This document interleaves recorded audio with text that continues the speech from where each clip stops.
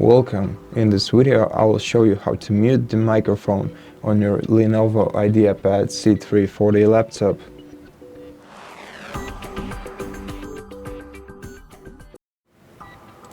So to do that, you can either press this speaker icon right here and then click right here to mute volume or unmute it respectively.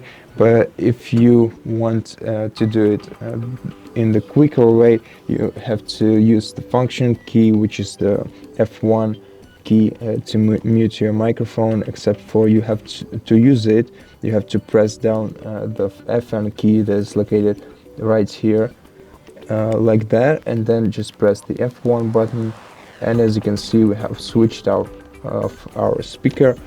And to enable it again, just do the same thing. And basically that's it. That's how you mute your microphone on your laptop. Thank you for watching this video. If you liked it, consider subscribing to our channel, leave us a like and a comment below.